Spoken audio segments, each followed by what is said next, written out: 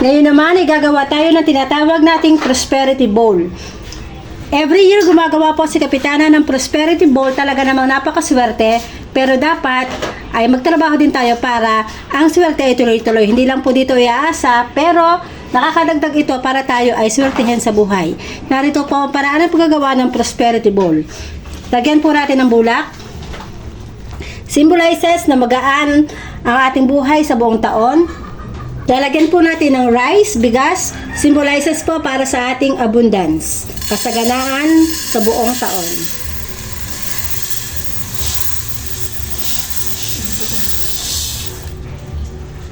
Ngayon naman ang ilalagay natin ay 12 eggs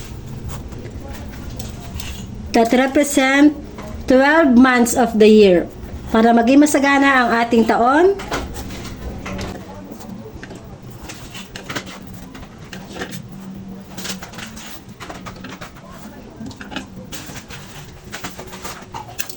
Ngayon naman, lalagyan natin siya ng 20 peso coin sa bawat pagitan ng egg that represent success and prosperity. Sa pagitan lang ng mga egg, lalagyan natin ang ating coins. Inuulit ko po. Wala pong masama kung susubukan natin, pero gagawa pa rin tayo. Tayo magtatrabaho pa rin para sa ating abundance. Lalagyan din po natin siya ng 12 bay leaves to balance all the metal elements in the bowl. Sa likod na lang po natin ang egg lalagay.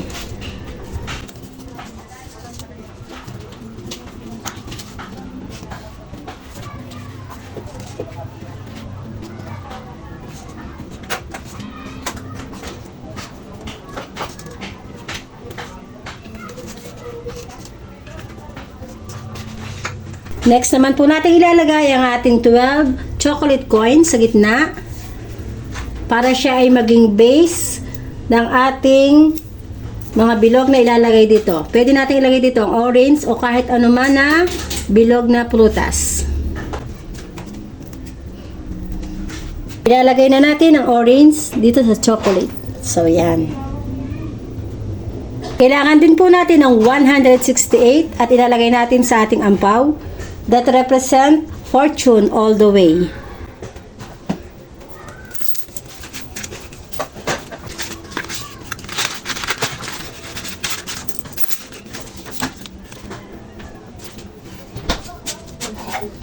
Tatlong ampaw na mayroong tig 168. Lastly, lalagyan natin siya ng bills, 12 bills. Pwede naman kahit anong kulay ng bills, basta siya ay bills. I-roll lang natin. Nilimutan lang po natin ang red ribbon, pero mas maganda kung may red. Nilagay natin siya dito.